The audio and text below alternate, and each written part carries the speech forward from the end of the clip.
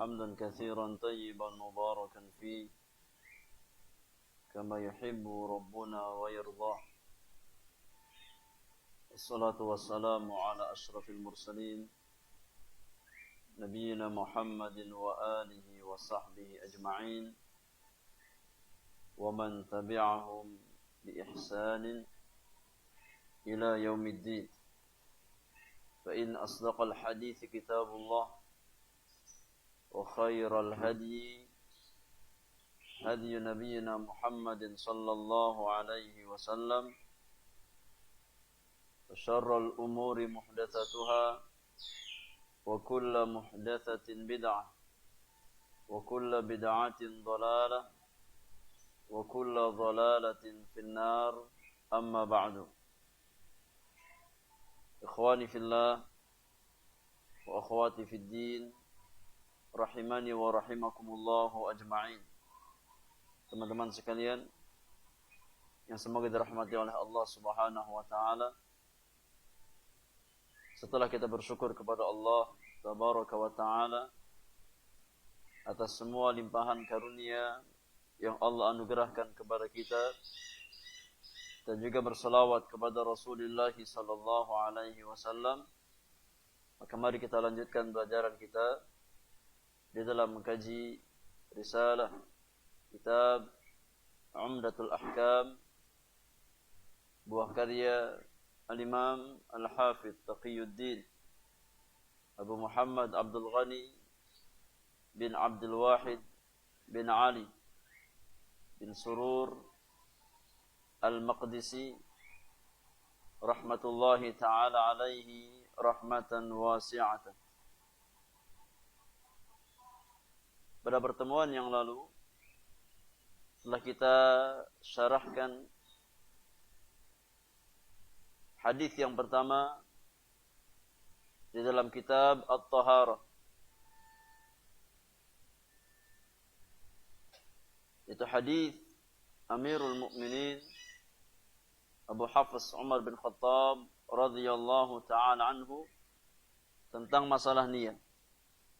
Dan penulis membawakan di awal kitab Taharah hadis tentang niat, atau secara umum di awal kitabnya hadis tentang niat, untuk menjelaskan kepada kita bahwasannya di antara parameter amalan adalah niat-niat yang kita miliki.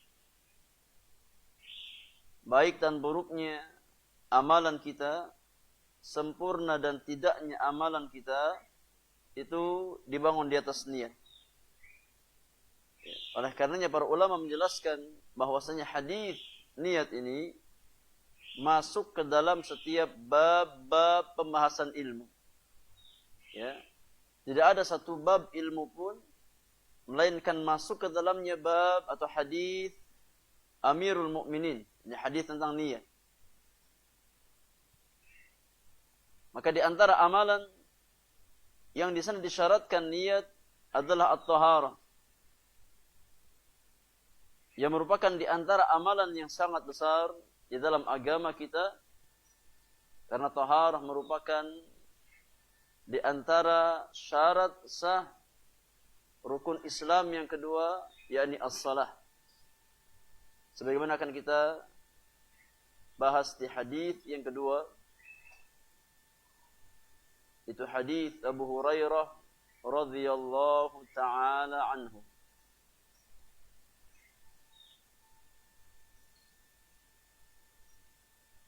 Baik, silakan dibaca hadis yang kedua. Ada kitabnya?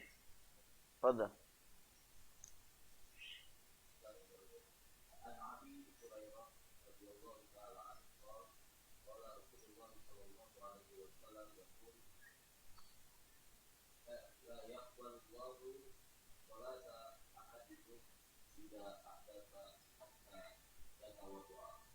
Baik, dibaca terjemahannya.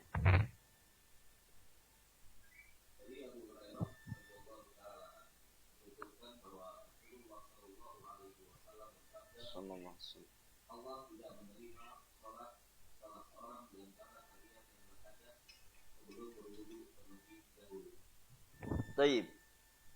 Barakallahu fiik. Ikhwani fillah jazakumullah. Hadis yang kedua di dalam kitab At-Taharah, Al-Imam membawakan hadis Abu Hurairah radhiyallahu taala anhu. Dan nama asli Abu Hurairah adalah Abdurrahman bin Sakhrin. Abdurrahman bin Sakhrin, tapi beliau lebih masyhur dengan kunyahnya. Dengan kunyahnya Abu Hurairah. Ya. Tapi nama asli Abu Hurairah adalah Abdurrahman. Abdurrahman ibnu Sakhrin radhiyallahu taala anhu. Beliau berkata, qala Rasulullah sallallahu alaihi wasallam. Rasulullah sallallahu alaihi wasallam bersabda, la yaqbalullahu salata ahadikum idza ahdatha hatta yatawadda. Allah Subhanahu wa taala tidak akan menerima salat salah seorang di antara kalian yang berhadas sampai dia berwudu terlebih dahulu. Ya, dan wudu itu di antara jenis taharah di dalam agama kita. Ya. Al-wudu di antara bentuk taharah di dalam agama kita. Penulis rahimahullahu taala membawakan hadis ya, yang kedua ini untuk menjelaskan bahwasannya di antara syarat sah salat adalah taharah. Ya. Bahwasanya syarat sah salat atau di antara syarat sahnya salat adalah taharah. Ya. Dan taharah dari hadas itu ada dua macam. Ya, taharah dari hadas itu ada dua macam. Imma dengan cara berwudu, imma dengan cara mandi. Ya, kalau seandainya hadatnya hadat kecil, seperti seseorang yakni buang air kecil atau buang air besar atau keluar angin, ya, maka cukup baginya untuk mengangkat hadas tersebut dengan cara berwudu. Ya, dan ini makna dari hadis yang mulia ini. La yaqbalullahu salata ahadikum idza ahdath hatta yatawadda. Ini al-murad bi al-ahdath di sini. Yang dimaksud dengan hadas di sini hadas apa?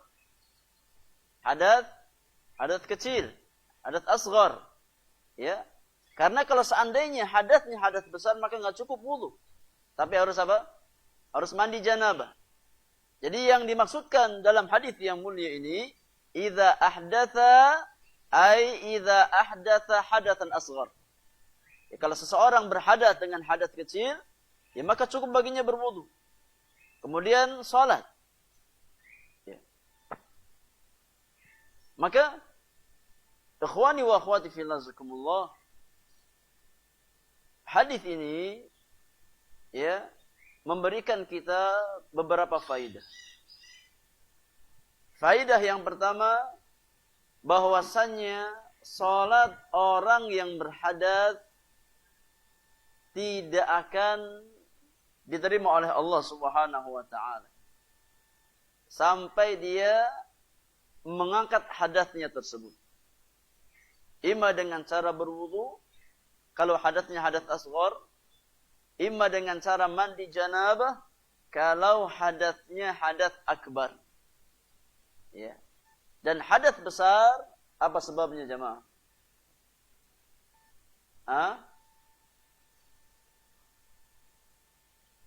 Hadas akbar apa sebabnya? Imma disebabkan oleh al-wat atau al-jima', ya, atau inzalul mani, keluarnya mani, ya, atau tatkala seseorang suci dari haid atau nifas. Itu di antara penyebab, ya. mandi janabah, ya, untuk mengangkat hadas akbar. Maka salat seseorang tidak akan diterima oleh Allah Subhanahu wa taala sampai dia mengangkat hadatnya. Ya. Kalau hadat kecil dengan cara apa? Dengan cara berwudu. Kalau hadat akbar maka dengan cara mandi janabah. Ya. Kemudian hadis ini juga menunjukkan bahwasannya hadat itu perkara yang membatalkan wudu seseorang dan membatalkan salat seseorang. Ya. Tatkala seseorang dia memiliki taharah, memiliki wudu, kemudian berhadas, ya, maka secara otomatis wudunya batal.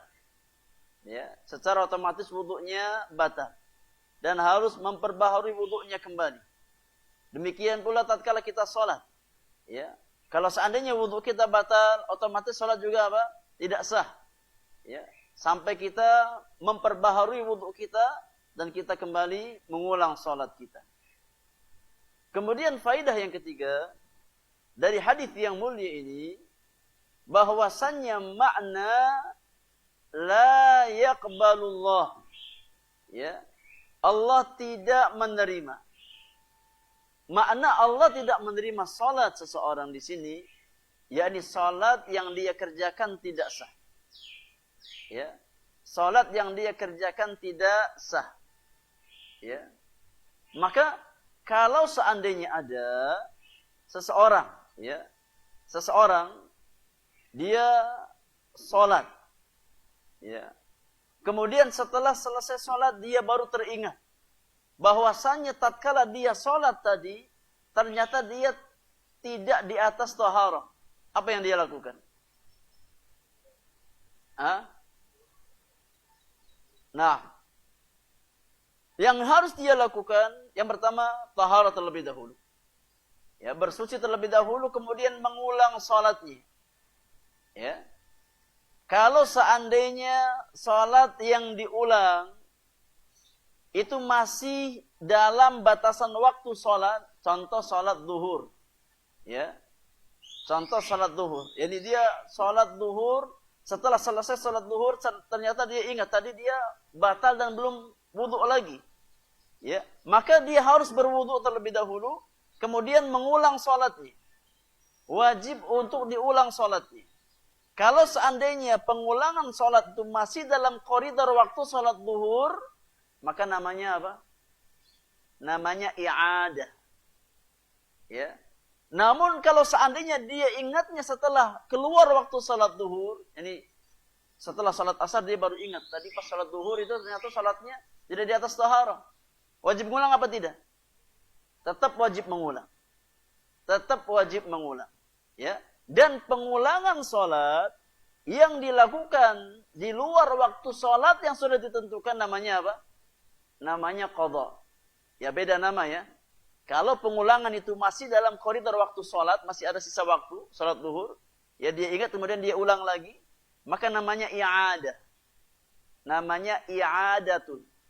Ya. Namun kalau seandainya pengulangan salatnya, ya, di luar waktu salat yang sudah ditentukan atas dasar uzur yang syar'i, maka namanya qadha.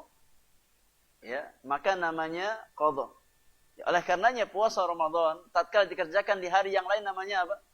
Namanya qadha. Ya. Namanya qadha puasa. Karena enggak ada i'adah puasa itu. Yang ada qadha. Ya, karena otomatis puasa itu ya dikerjakan di luar waktu yang sudah ditentukan secara syariat.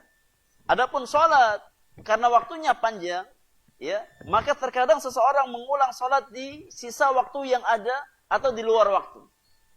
Ya, kalau seandainya dia mengulang salatnya di sisa waktu yang masih ada, maka namanya apa? Namanya i'adatun. Ya, namun tatkala dia mengulang salatnya di luar waktu yang sudah ditentukan, maka namanya qadha.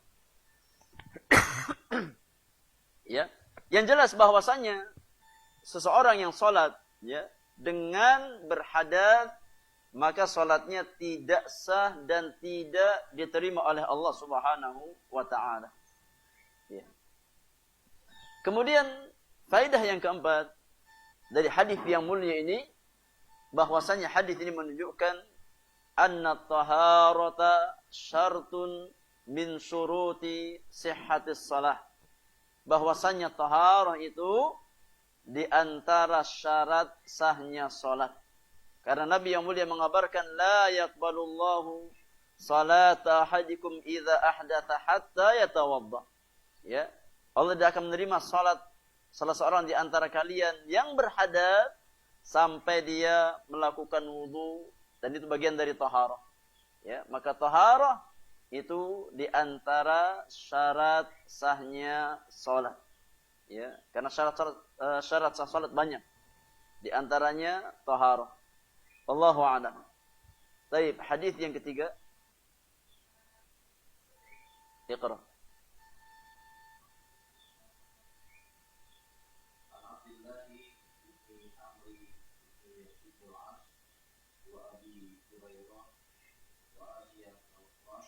Wa Aisyah.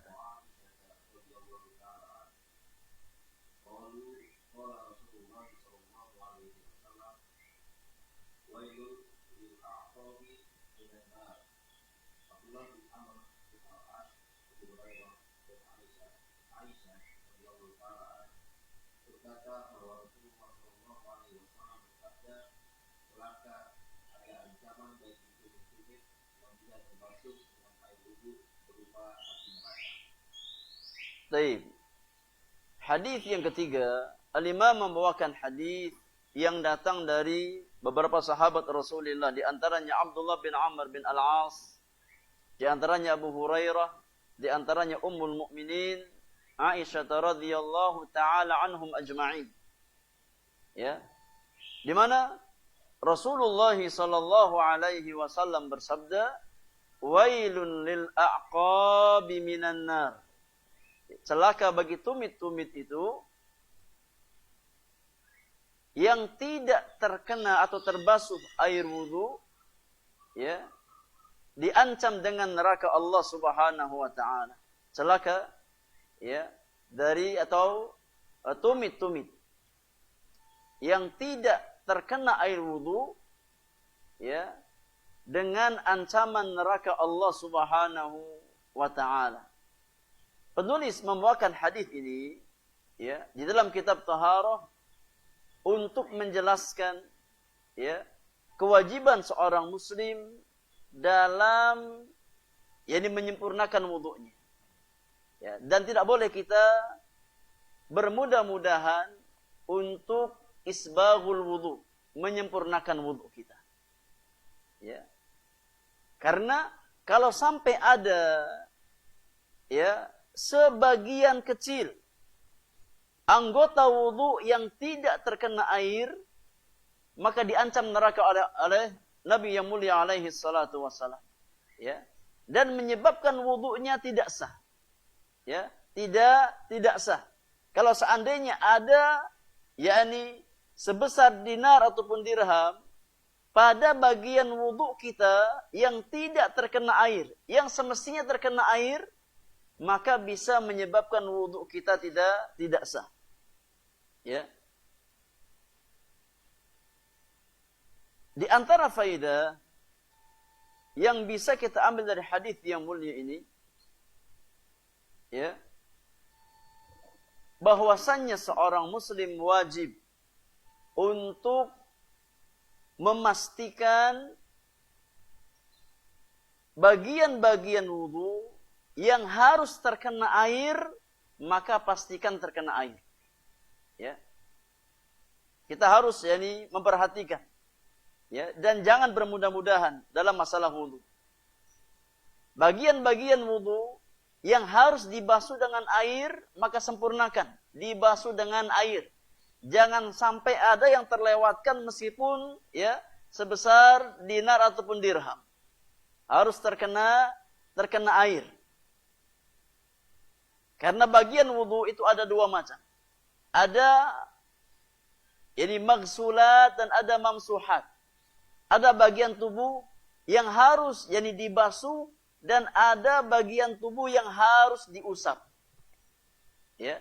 Maka bagian-bagian tubuh yang harus dibasuh, maghsulat, yang dipastikan semuanya terkena air. Dan di antara bagian tubuh yang harus dibasuh apa?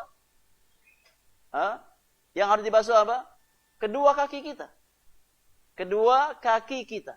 Ini di antara bagian tubuh yang harus dibasuh. Ya, beda antara kalimat al-ghusl membasuh dengan al-mas mengusap.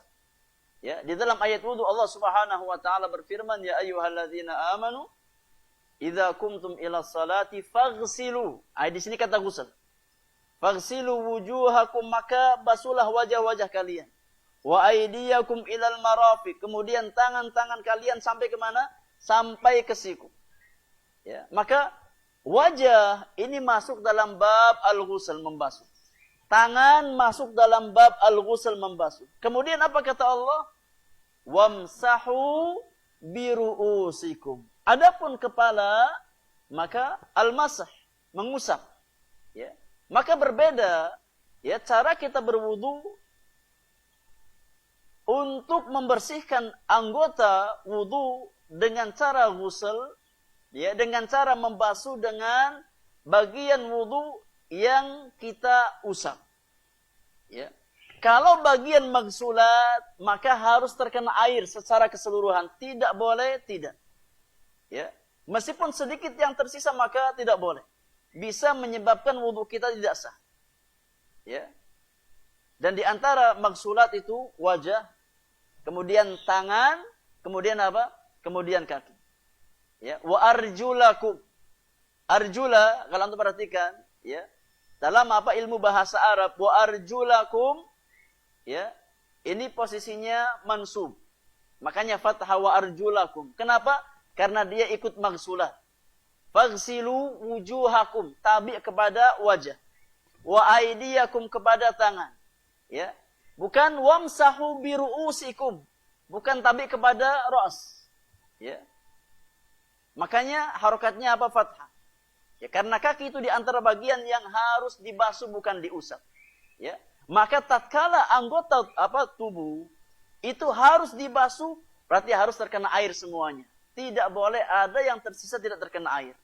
Beda dengan apa? Dengan masah. Kalau masah nggak mesti semuanya kena. Makanya tatkala kita membasuh kepala kita, kita ambil air, kita buang air kita, kemudian baru kita usap. Ya. Dan nggak mesti rambut kita semuanya basah, tidak. Cukup sebagian terkena air. Ya. Beda dengan maghsulat yang memang harus terkena air secara keseluruhan. Ya. Maka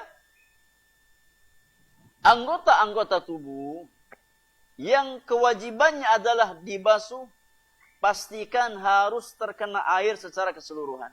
Dan di sini Nabi yang mulia mengancam ya bagi tumit-tumit yang tidak sempurna terkena basuhan air. Meskipun nas hadis itu hanya mengisyaratkan kepada tumit, namun kata para ulama hukumnya berlaku untuk semua bagian tubuh yang sifatnya dibasuh. Ya. Maka kalau ada bagian tangan kita yang harusnya kita basuh dari ujung jari sampai mana? Sampai siku. Kemudian ada bagian tangan yang tidak terkena air, maka hukumnya sama. Ya, masuk dalam ancaman wailul lil aqabi minan nar. Ya, demikian pula bagian wajah kita yang wajib untuk dibasuh. Kalau seandainya ada bagian wajah ya yang tidak terkena air dengan sempurna, ya, maka masuk ke dalam makna hadis wailul lil aqabi minan nar. Ya, jadi hadis ini bukan hanya mengkhususkan ancaman bagi Bagi tumit yang tidak terkena air. Masuk ke dalamnya tangan. Ya, mimbabil qiyas. Ya, karena hukumnya sama, hukumnya apa? Hukumnya dibasuh. Ya, sebagaimana tumit yang wajib dibasuh dan disempurnakan tatkala ada bagian yang tidak terkena air maka diancam, demikian pula tatkala kita membasuh tangan kita. Kalau sampai ada bagian tangan yang tidak terkena air dengan sempurna, maka masuk dalam hukuman ini. Ya, masuk dalam makna hadis yang ketiga ini. Maka seorang muslim tatkala dia berwudu, sempurnakan wudunya. Ya, jangan asal wudu. Pastikan bagian-bagian yang maghsulat, ya, yang dibasuh sifatnya, pastikan terkena air secara sempurna. Ya, jangan sampai ada bagian kecil yang tidak terkena air, karena bisa yakni membuat wudhu kita tidak sah. Kalau wudhunya tidak sah, otomatis salatnya tidak sah. Ya. Dan diancam neraka oleh Nabi yang mulia alaihi salatu wassalam. Faedah yang kedua dari hadis yang mulia ini, ya, al-wa'idus syadid lil mukhilli fi wudu'ihi. Ya, ancaman yang keras bagi seseorang yang tidak menyempurnakan wudhunya. Ya. Ancaman yang sangat keras bagi orang yang tidak berupaya untuk menyempurnakan wudhunya. Kemudian faedah yang ketiga, hadis ini menunjukkan, ya, bahwasannya kewajiban kedua kaki kita itu al-ghuslu, dibasuh, ya, bukan diusap. Ya. Sebagaimana ini pendapat yang syadz dari kelompok Syiah. Karena orang-orang Syiah tatkala berwudu, ya, maka mereka mengusap kaki, bukan membasuh. Ya. Maka hadis yang mulia ini, ya, bantahan bagi mereka. Bahwasanya Nabi yang mulia alaihi salatu wasallam mengancam seseorang yang bagian tumitnya tidak terkena air dengan sempurna. Sekali lagi, kalau seandainya hanya cukup mengusap, enggak perlu sempurna. Ya, cukup sebagian terkena. Ya. Adapun tatkala bagian tubuh tersebut kewajibannya adalah dibasuh, maka harus terkena secara sempurna. Nah, maka hadis ini bantahan, ya, untuk orang-orang Syiah yang berpendapat bahwasannya kaki itu kata mereka yakni cukup dibasuh, cukup diusap tanpa harus dibasuh. Tapi Ahlus Sunnah, ya, berpendapat bahwasannya kaki itu masuk ke bagian-bagian tubuh yang sifatnya maghsulat, yang harus dibasuh secara sempurna, sebagaimana wajah dan kedua tangan. Wallahu a'lam. Baik, hadis yang keempat. An Abi Hurairah radhiyallahu ta'ala anna Rasulullah sallallahu alaihi wasallam qala idza tawadda'a ahadukum falyaj'al fi anfihi ma'an thumma liyastahir wa man istajmara falyusir wa idza tayqadha ahadukum min nawmihi falyaghsil yadayhi qabla an yudkhilahuma fil ina'i salatan fa inna ahadakum la yadri aina yaduhu Aina batat. yaduhu Baik. Naam, terus. wa fi lafdin li muslimin aliyastan bimin kharaihi minal man Satu lagi. wa fi lafdin man tawadda'a aliyastan Tadi dibaca terjemahannya.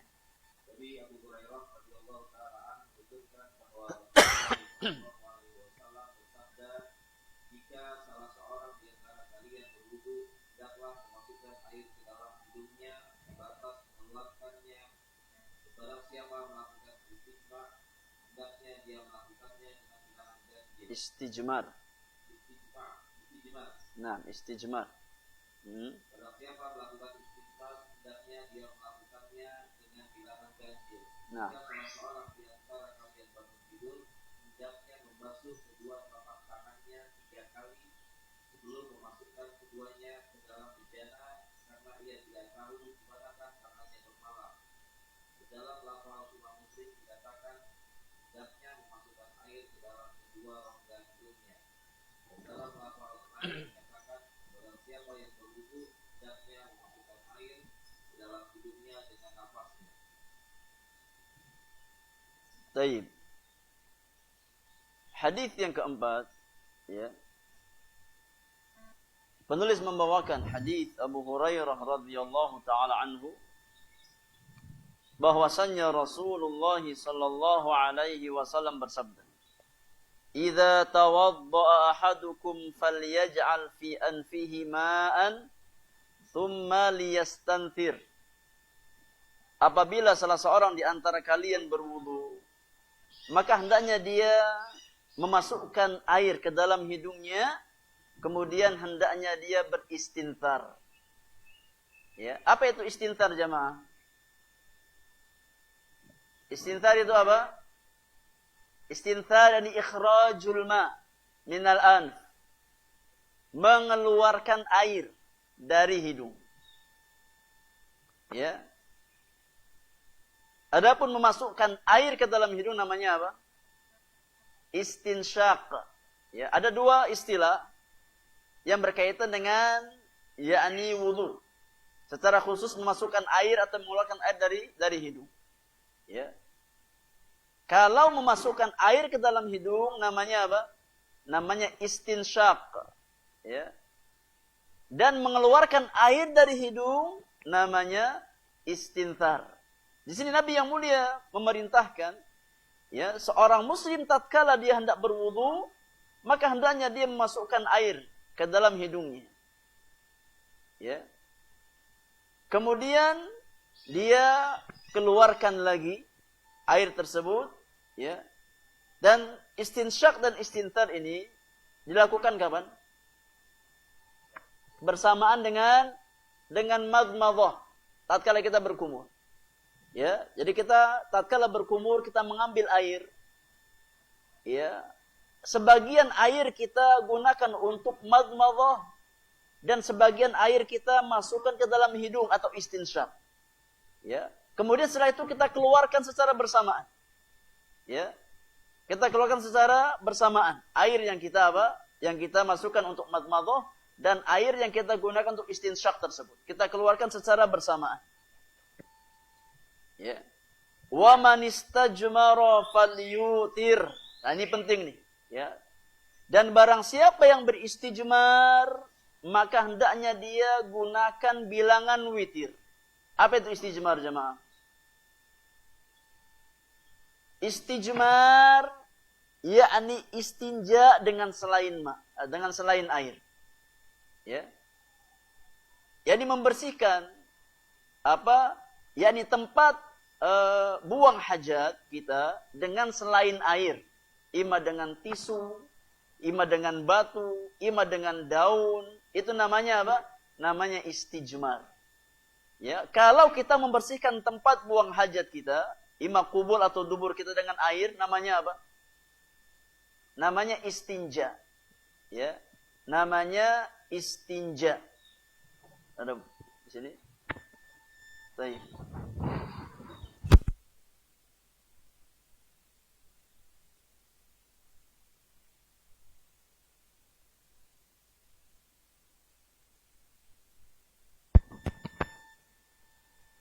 Jadi ada dua istilah, ya. Ada dua istilah.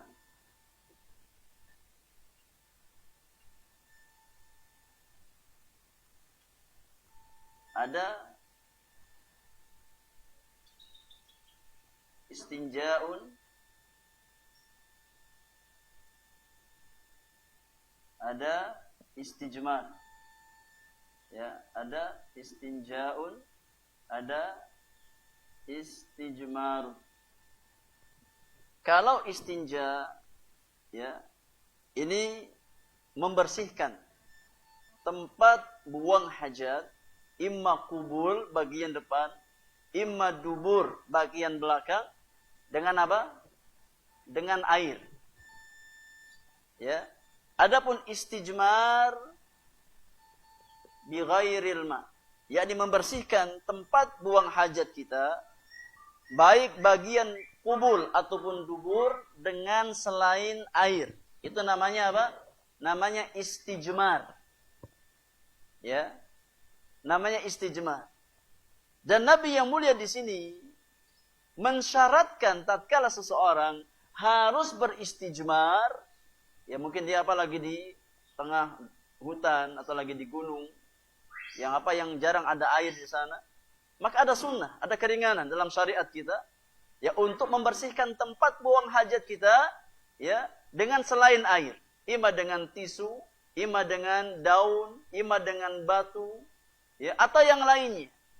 Namun yang harus kita perhatikan, tatkala beristijmar, maka ada batas minimal. Ya. Ada batas minimal, yakni materi yang kita gunakan untuk istijmar. Ya apa? Minimal 3. Ya. Minimal 3. Tidak boleh kurang dari 3. Ya. Atau lebih dari 3. Yang penting apa jumlahnya? Jumlahnya ganjil. Falyutir. Yani 3 ke atas. Imma 3. Kalau masih kurang, ya tambah 2 lagi. Kalau masih kurang bersih juga, tambah 2 lagi. Ya. Sampai benar-benar bersih. Kemudian wa idza staiqadha ahadukum min naumihi falyaghsil yadayhi qabla an yudkhilahuma fil ina'i thalathan. Kemudian kata Rasulullah, tatkala salah seorang di antara kalian bangun dari tidurnya, maka sebelum dia memasukkan tangannya ke dalam bejana, hendaknya dia mencuci kedua telapak tangannya sebanyak 3 kali. Ya. Sebanyak 3 kali. Fa inna ahadakum la yadri aina batat yaduhu. Karena salah seorang di antara kalian tidak pernah tahu di mana kedua tangannya itu bermalam. Ya, mungkin dia menyentuh ini bagian yang najis, yang kotor.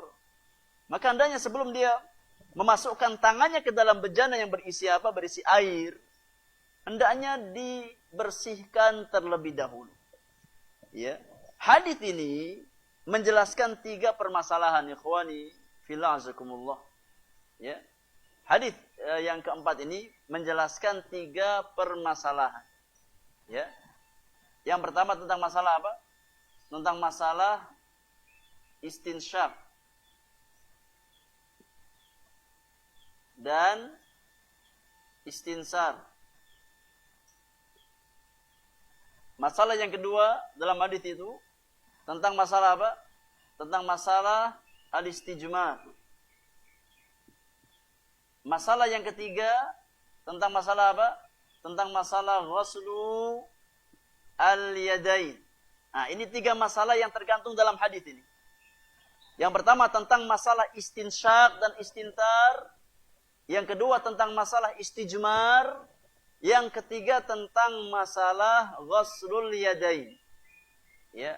Dan kesemuanya ini masuk dalam bab apa? Dalam bab at-taharah. Ya. Karena ini bagian dari taharah dalam agama kita.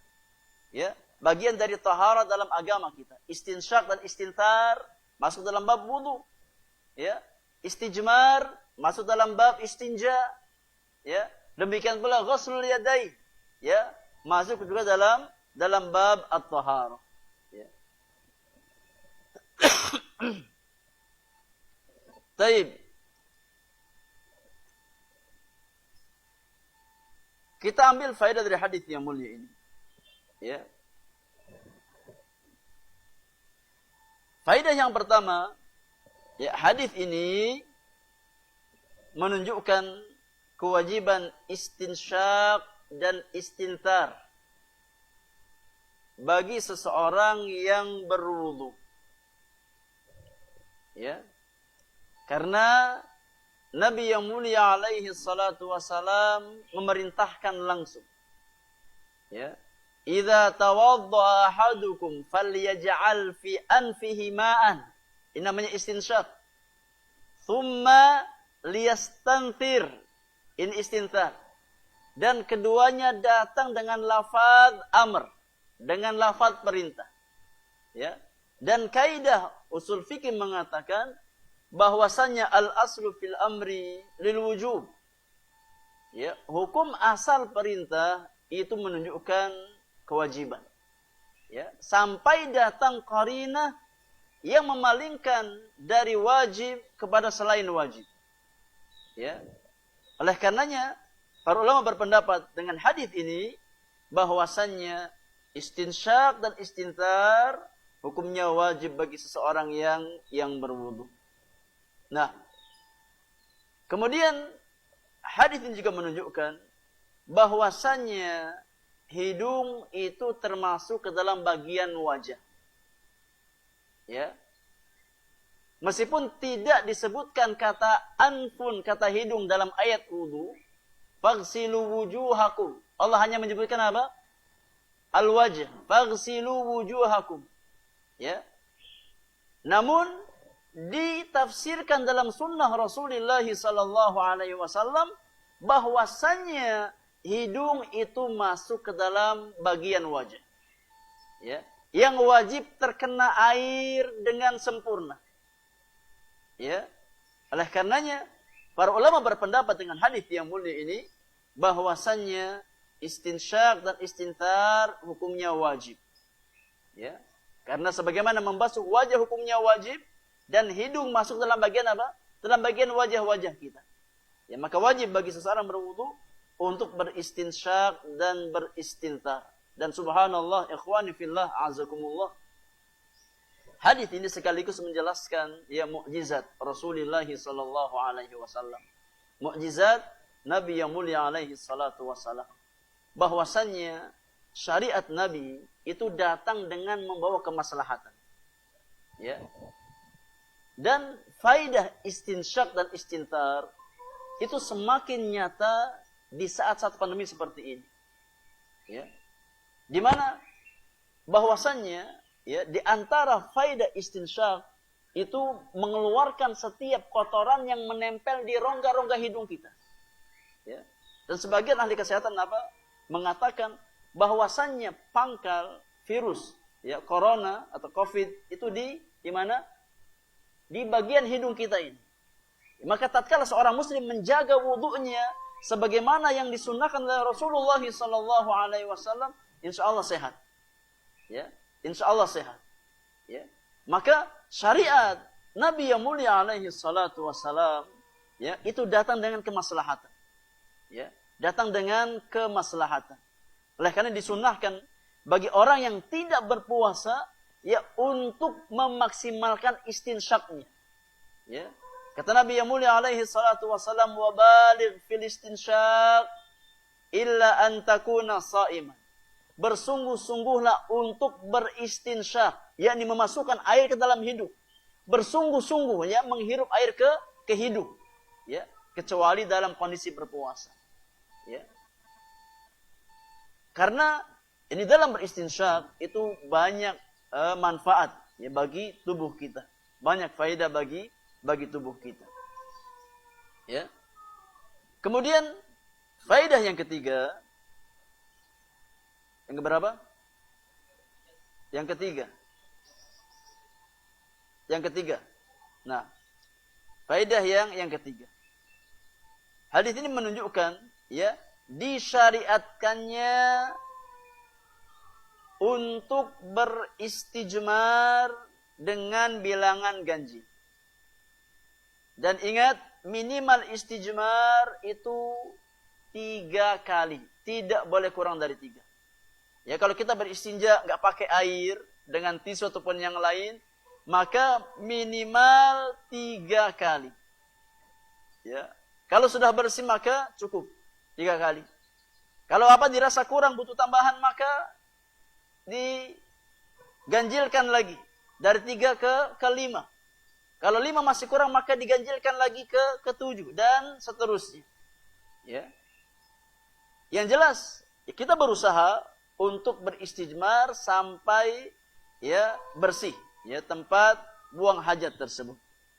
Ya, tidak juga berlebihan. Kalau 3 sudah cukup maka cukup. Ya, kalau kurang 5. Ya. Karena dalam masalah tahar juga dilarang untuk israf. Ya, untuk berlebihan. Sebagaimana dalam masalah-masalah yang lain kita enggak boleh berlebihan, maka dalam masalah tahar pun sama. Ya, dalam masalah tahar pun sama, tidak boleh kita berlebihan. Ya, kita harus bersikap yakni i'tidal, pertengahan, ya tidak memudah-mudahkan dan tidak pula berlebihan. Ya. Kemudian ikhwani fillah azakumullah, di antara faedah dari hadis yang mulia ini juga, hadis ini menjelaskan disyariatkan ya untuk membasuh kedua tangan sebelum kita memasukkan tangan kita ke dalam bejana yang berisi air. Ya. Maka sekaligus faedah ini mengantarkan kita kepada faedah yang lain.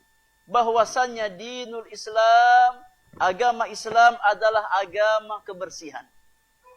Dinul Islami dinun nadhafah. Lihat, ya bagaimana perhatian Islam terhadap kebersihan.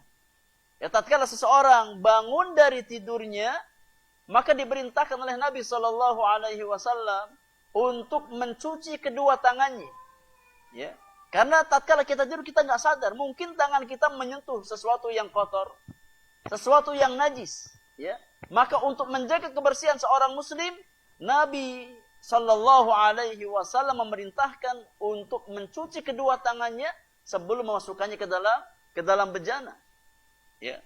Bayangkan sampai perkara-perkara seperti ini diatur dalam Islam. Ya. Bangun tidur, sebelum tidur, posisi tidur, posisi buang hajat diatur dalam Islam. Ya. Maka tidak ada sesuatu yang ditinggalkan oleh Rasulullah sallallahu alaihi wasallam. Ya. Oleh karenanya kewajiban orang-orang beriman adalah berittiba', mengikuti apa yang sudah datang petunjuknya dari Nabi sallallahu alaihi wasallam. Dan sekali lagi ikhwani filazakumullah, kalau kita mau jujur dengan diri-diri kita, ya, kita ini masih sangat banyak sunnah-sunnah Nabi yang belum bisa kita amalkan. Ya. Dalam sehari semalam 1 kali 24 jam, itu semuanya penuh dengan sunnah-sunnah yang Nabi ajarkan. Mulai dari tatkala kita bangun tidur sampai kita tidur lagi, itu semuanya ada sunnahnya dari Nabi sallallahu alaihi wasallam. Ya. Maka kalau kita mau jujur, kalau kita mencukupkan diri dengan sunnah, ya, masih sangat banyak sunnah-sunnah Nabi yang belum bisa kita amalkan. Maka kenapa kita mencari sunnah-sunnah yang lain? Ya. Di saat kita masih banyak melalaikan sunnah Rasulullah sallallahu alaihi wasallam. Sunnah bangun tidur, itu ada sunnahnya jamaah yang Allah muliakan. Ya tatkala kita masuk kamar mandi, itu ada sunnahnya. Tatkala kita buang hajat, ada sunnahnya. Tatkala kita keluar kamar mandi, ada sunnahnya. Tatkala kita keluar rumah, ada sunnahnya. Tatkala kita berjalan, ada sunnahnya. Ya, tatkala kita naik kendaraan, ada sunnahnya. Tatkala kita naik ke tempat yang lebih tinggi, ada sunnahnya. Semua penuh dengan sunnah Rasulullah sallallahu alaihi wasallam. Oleh karenanya, tatkala kaum muslimin melalaikan sunnah Rasulullah sallallahu alaihi wasallam, maka Allah hukum mereka untuk tersibukkan diri dengan sesuatu yang tidak ada syariatnya dari Rasulullah sallallahu alaihi wasallam. Oleh karenanya para ulama kita mengatakan bahwasanya al-iqtisadu fi sunnah khairun min al-ijtihadi fil bid'ah. Seseorang bersikap sederhana, ya, tapi di atas sunnah Nabi lebih baik bagi dirinya daripada bersungguh-sungguh berletih beramal, ya, namun dalam perkara-perkara yang tidak disyariatkan oleh Rasulullah sallallahu alaihi wasallam. Cukup bagi kita sunnah Nabi yang mulia alaihi salatu wassalam. Dan barang siapa yang tidak mencukupkan diri dengan sunnah Rasulullah sallallahu alaihi wasallam, maka Allah tidak akan memberikan dia kecukupan dalam beragama. Ini kaidah para ulama. Ya, barang siapa yang tidak mencukupkan dirinya dengan apa yang datang dari Nabi sallallahu alaihi wasallam, maka Allah akan jadikan dia tidak pernah merasa cukup dalam beragama. Ya. Akhirnya tersibukkan dengan perkara-perkara yang tidak sunnah dan melalaikan sunnah yang datang dari Rasulullah sallallahu alaihi wasallam. Maka Islam datang untuk kemaslahatan dunia dan akhirat umat manusia. Tidak ada perkara sekecil apapun yang mendatangkan kebaikan bagi manusia melainkan diterangkan oleh Nabi yang mulia alaihi salatu wassalam. Kewajiban kita sebagai orang-orang beriman adalah berusaha untuk mengikuti, meneladani dan mengamalkan apa yang datang dari Nabi kita Muhammad sallallahu alaihi wasallam. Nah, wallahu alam. Kemudian di sini, ikhwani filazakumullah, dalam masalah membasuh kedua tangan, para ulama berbeda pendapat. Ya. Apakah tidur yang dimaksudkan di sini adalah tidur di malam hari atau masuk juga tidur di siang hari. Ya. Namun pendapat ya sebagian para ulama mengatakan bahwasannya hadis ini sifatnya umum. Baik tatkala kita tidur di siang hari ataupun di malam hari, maka disyariatkan untuk apa? Memasuk kedua tangan kita tatkala kita bangun dari tidur. Sebelum kita masukkan ke dalam bejana. Ya. Namun sebagian para ulama mereka berpendapat ya, hadis ini berkaitan dengan tidur di malam hari. Kenapa? Karena mereka mengambil istinbat dari sabda Nabi, fa inna ahadakum la yadri aina batat yaduhu. Dari kata apa? Dari kata batat. Ya. Karena batat itu berkaitan dengan malam hari. Ya, berkaitan dengan malam hari. Karena salah di antara kalian tidak pernah mengetahui di mana tangan kalian bermalam. Ya. Nabi menggunakan kata batat dan kata bata yabitu mabit itu berkaitan dengan apa? Dengan malam hari. Ya.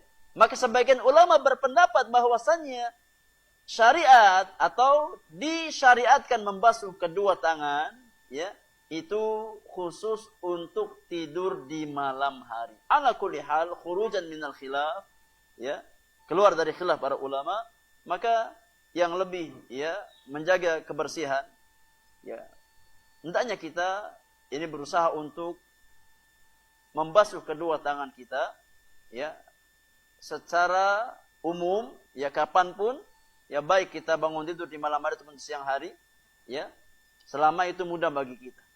Ya, karena itu yang lebih apa? Yang lebih membawa kepada kemaslahatan biidznillah azza wajalla. Nah, meskipun apa memang secara umum tidur yang apa yang melelapkan itu di malam hari, ya. Tapi yang lebih mendatangkan kemaslahatan adalah tatkala kita berusaha untuk yakni senantiasa menjaga kebersihan tangan kita, ya baik kita bangun di malam hari ataupun bangun tidur di siang hari. Nah, wallahu ta'ala a'lam bis-shawab. Yang jelas mencuci tangan itu di antara perkara yang disyariatkan di dalam agama kita, ya, untuk menjaga kebersihan. Ya, karena agama Islam adalah agama kebersihan. Nabi yang mulia alaihi salatu wasallam bersabda, at-tuhuru syatrul iman. Ya, bahwasannya berwudu atau kebersihan itu setengah dari keimanan. Nah, yang menunjukkan bahwasanya orang-orang beriman hendaknya berusaha menjadi orang yang bersih, baik secara lahiriah ataupun secara batin. Ya, bersih fisiknya, bersih lahiriahnya, ya, dengan sunnah Rasulullah sallallahu alaihi wasallam, dan bersih batinnya dengan berusaha mentauhidkan Allah subhanahu wa ta'ala. Wallahu ta'ala a'lam bis-shawab. Cukup untuk materi di pagi hari ini. Ikhwani wa akhwati fillah. Hadis yang kelima, insyaallah kita bahas di pertemuan yang akan datang. Jadi untuk metode kita seperti ini, ya. Jadi kita ambil secara ringkas makna hadis, kemudian kita sampaikan faedah-faedah yang bisa kita ambil dari hadis tersebut. Ya, kita nggak panjang lebar, ya, karena kitab ini sangat sangat tebal. Ya, kita tahu makna hadisnya secara ringkas, kemudian faedah-faedah yang bisa kita ambil dari hadis tersebut apa saja. Ini cukup insyaallah, ya, sebagai bekal kita di dalam mempelajari kitab Umdatul Ahkam. Nah, wallahu taala alam bis-shawab.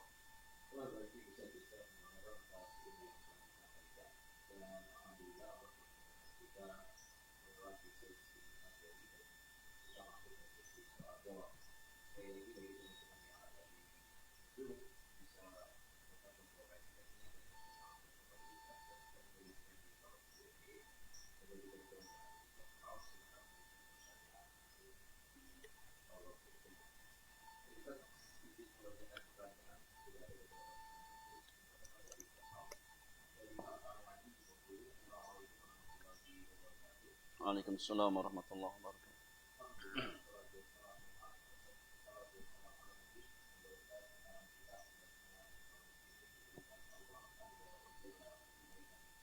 Amin. Saat tidak ada air atau air susah diperoleh, apakah kalian bisa menghilangkan air kita? Kalau tidak bisa, bagaimana caranya?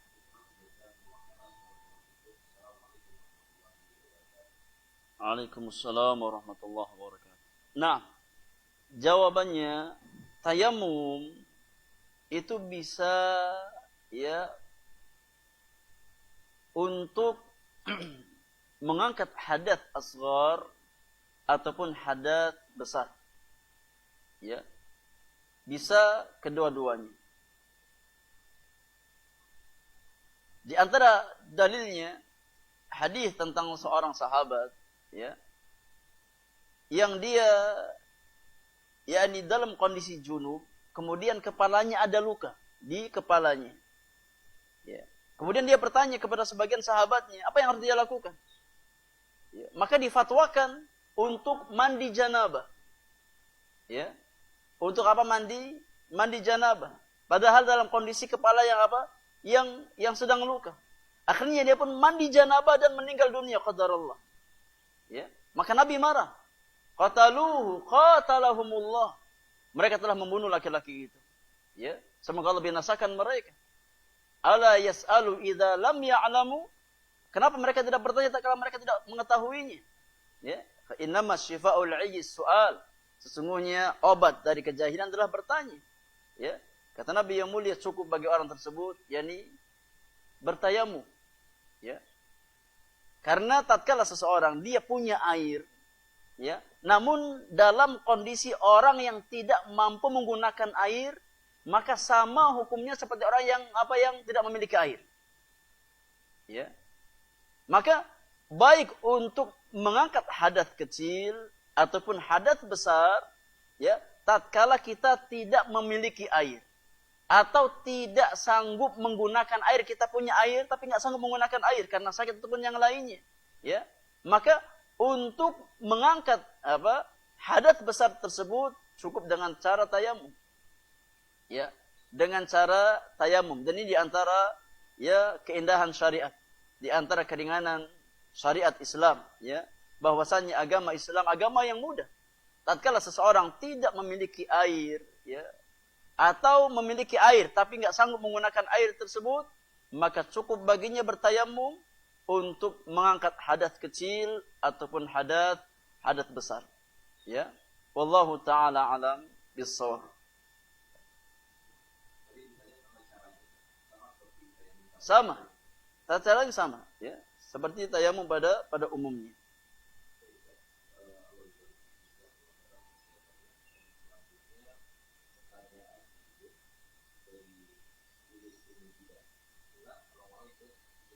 Waalaikumsalam.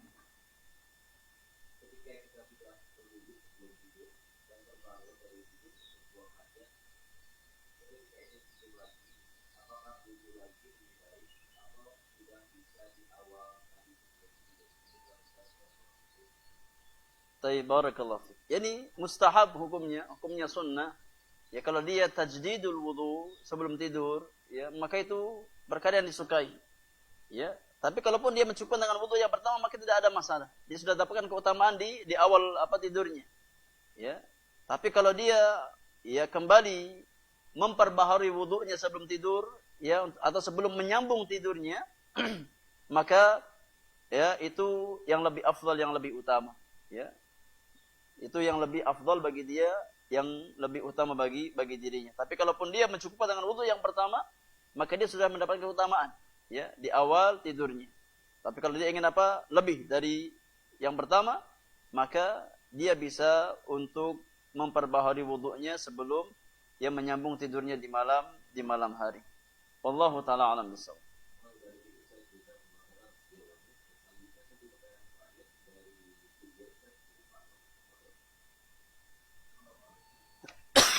Waalaikumsalam warahmatullahi wabarakatuh.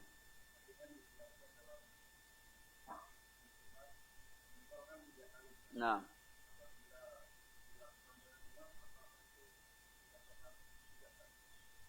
Barakallahu. Ya. Selama ya lebih dari 3 maka sah. Ya. Namun dia yang kehilangan sunnah Rasulullah sallallahu alaihi wasallam ya tidak mendapatkan fadilah ya mengamalkan sunnah Nabi beristijmar dengan bilangan yang ganjil. Ya kalau bicara masalah sah atau tidak ya selama yakni istijmarnya di atas 3 ya maka sah. Selama yakni dia yakin sudah bersih tempat buang hajatnya tersebut ya maka sah. Dan yakni bisa mengangkat hadas ya atau menghilangkan bekas najis tersebut ya. Namun seseorang yang dia beristijmar dengan bilangan yang genap dia kehilangan sunnah Rasulullah sallallahu alaihi wasallam yang harusnya bisa dia dapatkan ya. Dengan cara apa? Dengan cara mengganjilkan bilangan istijmarnya ya. Dan ini seseorang tatkala dia kehilangan fadilah maka ini perkara yang ini merugikan dia ya. Perkara yang merugikan dia harusnya bisa dia dapatkan dia kehilangan ya. Maka kalau kita mampu untuk mengganjilkan kenapa tidak ya, kenapa tidak kita ganjilkan ya sebagai bentuk yakni mengaplikasikan apa yang Nabi sallallahu alaihi wasallam wasiatkan kepada kita ya. Jadi kalau bicara sah atau tidak maka sah ya selama lebih dari 3 jumlahnya ya. Namun dari sisi keutamaan dia kehilangan keutamaan mengamalkan sunnah Rasulullah sallallahu alaihi wasallam untuk beristijmar dengan bilangan yang ganjil. Nah, dia kehilangan fadilah. Wallahu taala alam bissawab.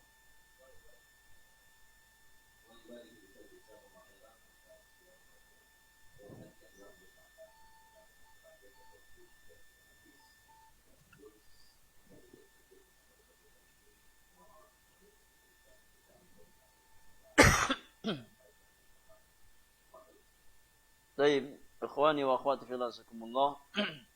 Satu poin yang bisa kita angkat di akhir kajian kita di pagi hari ini, bahwasanya apa yang kita bahas di pagi hari ini semuanya adalah dalil yang sangat tegas bahwasanya agama Islam adalah agama kebersihan.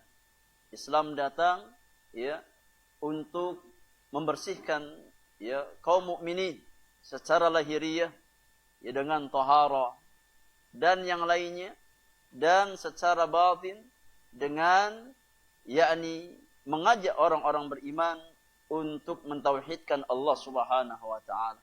Maka seorang muslim, seorang muslimah, seorang mukmin dan mukminah yang dia berjalan di atas bimbingan Al-Qur'an dan sunnah biidznillah azza wajal, dia akan menjadi orang yang bersih lahir dan batinnya. Ya, karena Islam datang dengan membawa kebersihan lahir dan batin. Ya, dengan tauhid dan dengan syariat-syariat yang diajarkan oleh Rasulullah sallallahu alaihi wasallam.